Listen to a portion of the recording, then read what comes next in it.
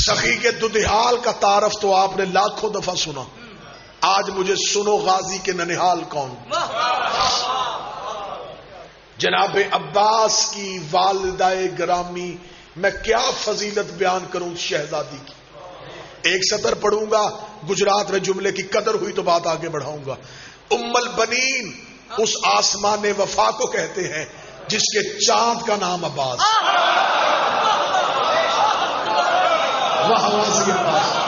شکریہ بادشاہ حسین عزت عطا فرما. وہ آسمان وفا ہے ام البنین جس کے چاند کا نام عباس. ہر ماں کی خواہش ہوتی ہے اللہ مجھے چاند سا بیٹا دے، چاند نہیں چاند سا، اور جس کی گود میں ہی چاند آ جائے.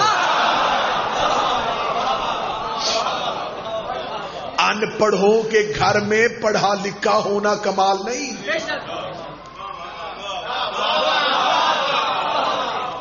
جہاں سارے پی ایچ ڈی ہوں وہاں اپنا آپ منوانا کمال. عباس اندھوں کے گھر کا چاند نہیں تھا،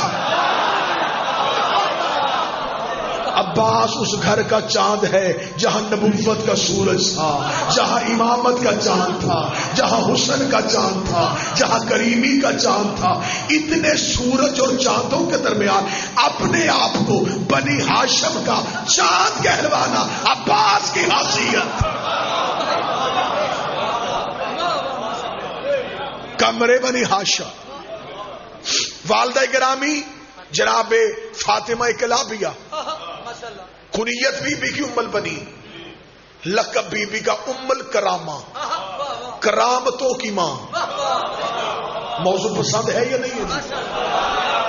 ایک معلوماتی مجلس آپ کو سنانا چاہتا ہوں سرکار عباس کے حوالے سے. جناب عباس کی والدہ گرامی ام البنین، جناب ام البنین کے والد محترم حزام، ماں کا نام سامہ بنت سہیل، دادی کا نام آلہ بنت شہید. یہ وہ برگزیدہ ترین خاندان تھا کہ جناب ام البنین کے نانا ان کو عرب کہتے تھے ام الانسان، نیزوں سے کھیلنے والا. نیزوں سے کھیلنے والا. یہ وہ سناؤں گا کہ مولا علی نے جناب عقیل سے کہا کہ مجھے بہادر خاندان چاہیے. لفظ ایک ایک دل پہ لکھیے گا. بعض بندے ممبر پہ بیٹھے، میں خود سن رہا ہوتا ہوں، وہ کہتے ہیں کہ جناب علی نے کہا مجھے بہادر خاتون چاہیے. نہیں، خاتون کا لفظ علی نے استعمال کیا. مولا علی کا خود فرمان ہے مرد کی خوبی عورت کا عیب ہوتی ہے، عورت کی خوبی مرد کا عیب ہوتی ہے. علی فرماتے مرد بہادر اچھا ہوتا ہے، عورت بزدل اچھی ہے. گھر کے مرد بہادر نہ ہو تو عورتیں خود لڑنے کے لیے نکل آتی ہیں. تو بیٹھا بھی ہے یا چلے گئے؟ بادشاہ حسین عزت عطا. مرد سخی اچھا ہوتا ہے، عورت کنجوس اچھی ہوتی ہے. یہ کسی حکیم کا قول نہیں، یہ علی کا فرمان. امیر المومنین نے یہ نہیں کہا کہ عقیل مجھے بہادر عورت چاہیے، مجھے ایک بہادر خاندان چاہیے.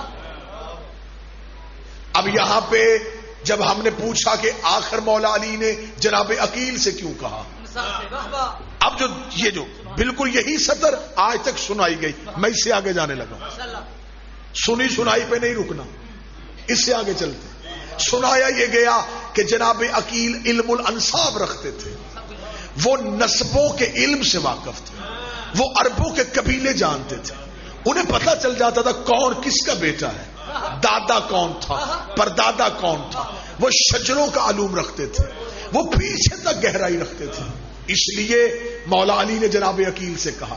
میں جناب عقیل کی صفت کا انکار نہیں کروں گا، میں مانتا ہوں کہ ہاشمیوں کے گھر میں یہ علوم موجود تھے. یقیناً جناب عقیل علم الانساب سے واقف ہوں گے، لیکن سوچو تو صحیح کہ کہہ کون رہا ہے. جناب عقیل کی عزت تو ہے کہ وہ علم الانصاب سے واقف ہے. کہہ کون رہا ہے؟ علی. اور یہ وہ علی ہے جس کی تلوار شجرے جانتی ہے. اگر نہیں تو میں کتابوں میں دکھانے کے لیے تیار ہوں کہ ایک دن مال کے اشتر نے کہا تھا یا علی یہ آپ کی تلوار گردنیں چھوڑ کے کیوں چلتی ہے؟ فرمایا گردنیں چھوڑ کے نہیں چلتی، شجرے دے کے چلتی. جس کی پشت میں 7ویں میں مومن ہو یہ اٹھ جاتی ہے اس مومن کی وجہ سے کہ اس کی نسل میں کوئی مومن آ رہا، یہ اٹھ جاتی ہے، یہ اٹھ جاتی ہے. پیچھے سے کوئی بھی مومن آ رہا یہ اٹھ جاتی ہے. اب بھی پتہ نہیں چلا کہ علی لڑکیوں نہیں رہا تھا. نہیں، قدر نہیں کی آپ نے. شاید آپ کو محمد بن ابی بکر کی معرفت ہی نہیں. لہذا جو کام علی کی تلوار کرتی تھی مولا علی نے جناب عقیل سے کیوں کہا؟ اگر آپ مجھ سے کوئی پڑھا لکھا جواب لے تو میں پڑھا لکھا جواب دینے لگا ہوں. مولا علی کا جناب عقیل سے رشتے کا کہنا بالکل اسی طرح ہے جیسے اللہ نے پوچھا تھا موسیٰ تیرے ہاتھ میں کیا ہے. مولا حسین جو علم نواز بندے بیٹھے، جو علم دوست احباب بیٹھے، بالکل ایسے ہی ہے جیسے اللہ نے موسیٰ سے پوچھا تیرے ہاتھ میں کیا ہے. پتہ اللہ کو بھی تھا کیا ہے. اللہ عصا نہیں پوچھنا چاہتا تھا، اللہ عصا کا قصیدہ سننا چاہتا تھا. موسیٰ نے بھی قصیدہ شروع کر دیا. موسیٰ نے کہا یہ میرا عصا ہے، اس سے میں بکریاں ہانکتا ہوں، اس سے میں پتے جھاڑتا ہوں، اس سے میں تکیہ بنا کے سوتا ہوں، اس پہ چادر ڈال کے خیمہ بنا دیتا ہوں. اللہ نے صرف پوچھا تھا کیا ہے، موسیٰ نے قصیدہ شروع کر دیا. اللہ نے پوچھا کیا ہے، موسیٰ نے قصیدہ شروع کر دیا. ایک بندہ بولے صدر کی قدر کرنا، فرشتوں نے صرف پوچھا تھا چادر کے نیچے کیا ہے، خدا نے قصیدہ شروع کر دیا. ام فاطمہ تو وابوہا وبالوہا وبنوہا. یہ زہرا کا باپ،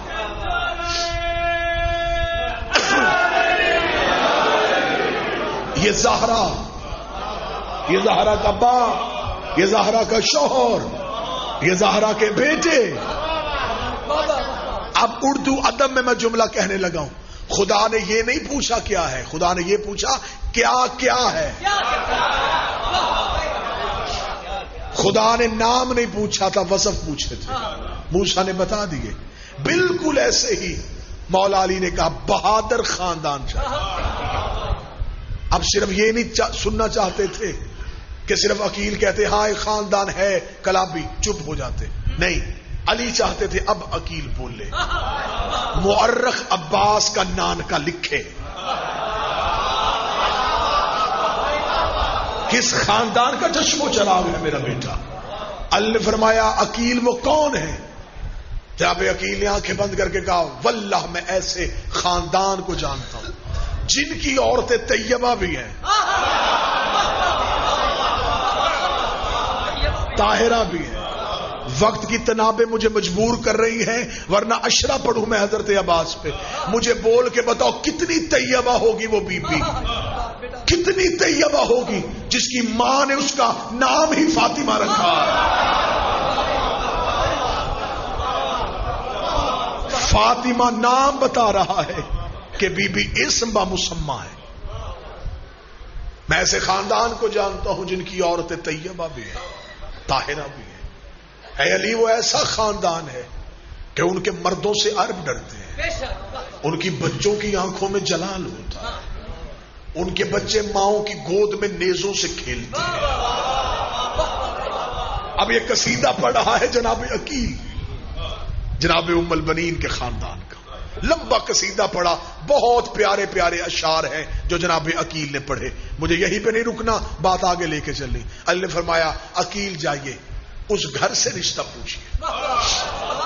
اب جناب عقیل گئے حزام کے ہاں اور عرب دستور کے مطابق 3 دن مہمان رہے.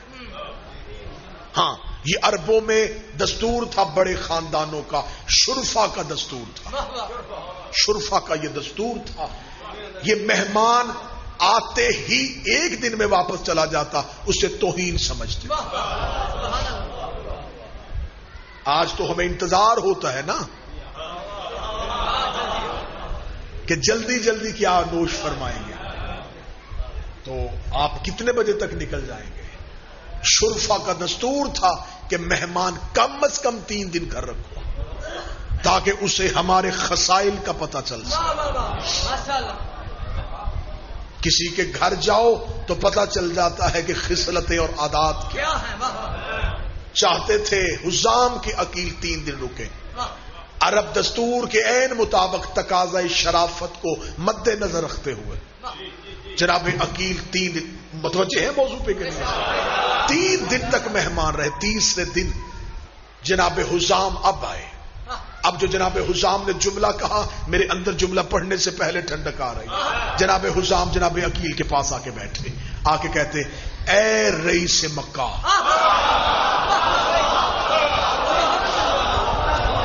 یہ ہے 2 بڑے خاندان، اے رئیس مکہ، اے متولی کعبہ،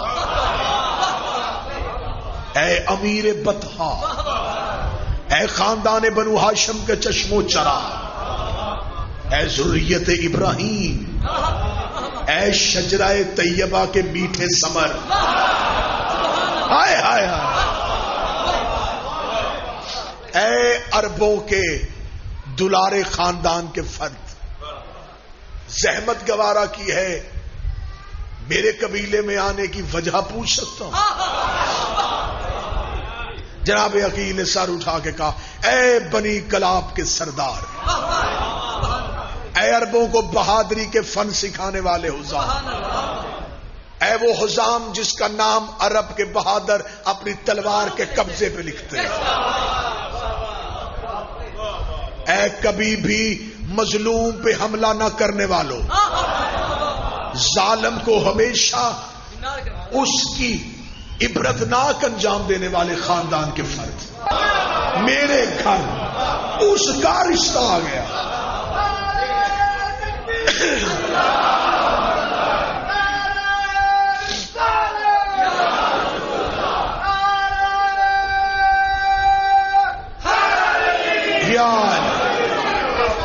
موضوع پسند ہے سرکار، میرے گھر اس کا رشتہ آ گیا جو تیرے گھر آ گیا۔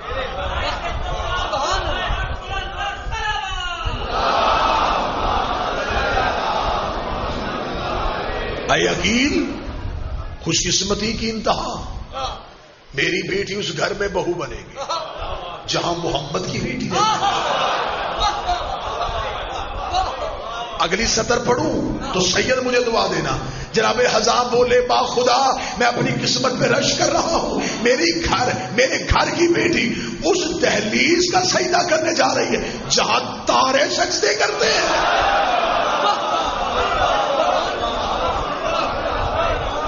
یہ کہہ کے پھر حزام بولے، حزام بول کے کہتے واہ خدایا تو نے کرم کی انتہا کر دی، ہم تو کرواتے تھے مردوں سے غلامی،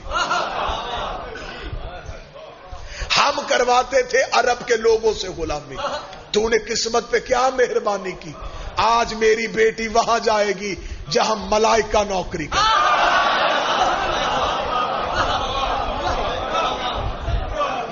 آنکھوں میں خوشی کے آنسو، دونوں ہاتھ ماتھے پہ رکھے گا، شکریہ عقیل تم نے اس خاندان کو اس قابل سمجھا کہ ہم وہی والے خاندان کے ساتھ رشتہ داری میں منسلک ہو جائیں، لیکن دستور عرب اس بات پہ حائل ہے، شرافت کا تقاضا مجھے مجبور کر رہا ہے، مجھے بیٹی سے پوچھ، یہ ہے شریف خاندانوں کی نسبت، یہاں گھر جا کے رشتے نہیں دیے جاتے،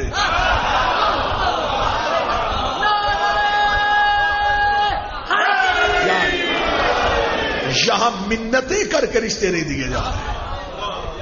اتنے بڑے خاندان کا فرد بیٹھا اور باپ کہہ رہا ہے کہ میں بیٹی سے پوچھوں۔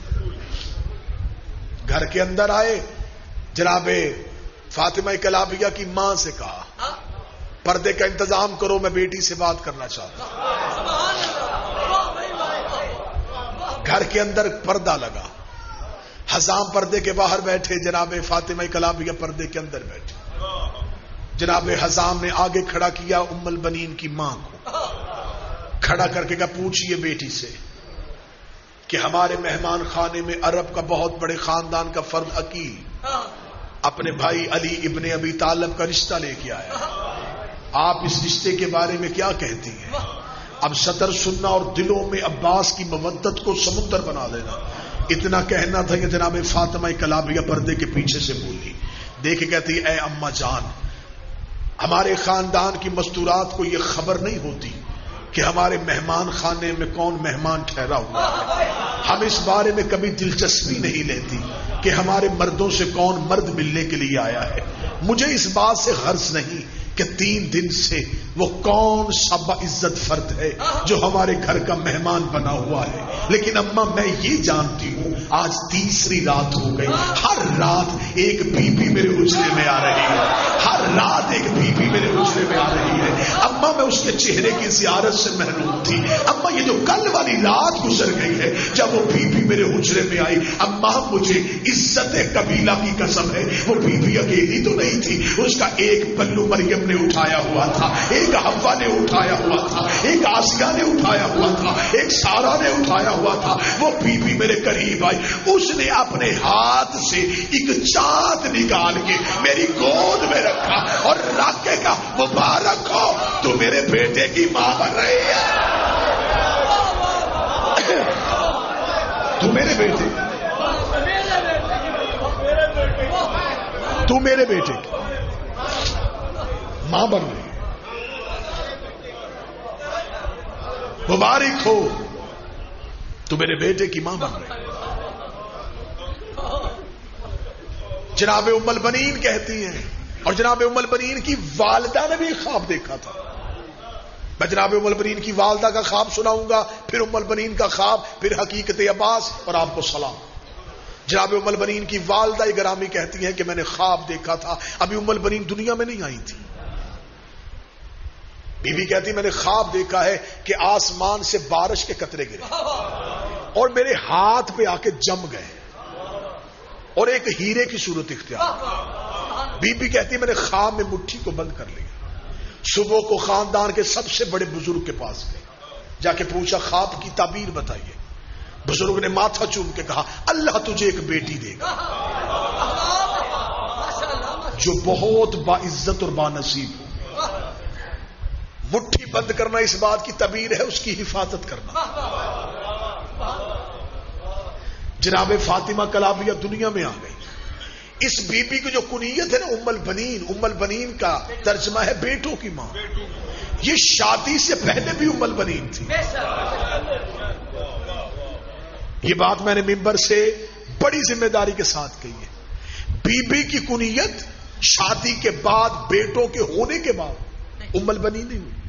بی بی کو شادی سے پہلے قبیلے کی عورتیں ام البنین کہتی تھی. آپ مجھ پہ سوال کرے کیوں؟ جیسے ماں کو خواب آیا تھا ویسے ہی بی بی کو خواب آیا. بی بی کہتی اماں میں نے خواب دیکھا ہے، میں اپنے گھر کے صحن میں بیٹھا ہوں، آسمان سے 3 تارے اور ایک چاند ٹوٹا،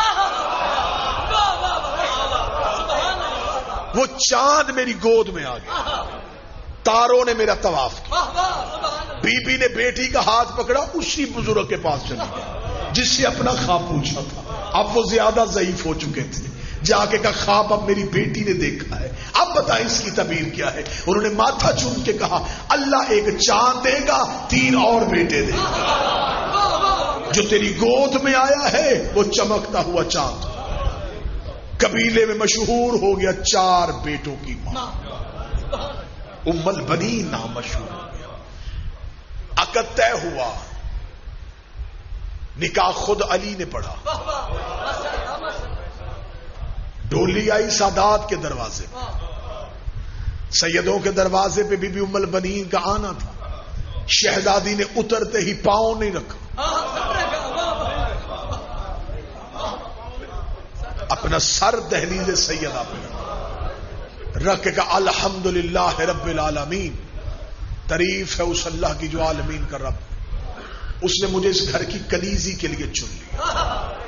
پھر اس کے بعد بی بی نے یوں رخسار رکھا، اپنی دائیں آنکھ کو جنت البقیع کی طرف کیا، روکے گا بنت پیغمبر گواہ رہنا، مالکن بن کے نہیں کنیز بن کے آ۔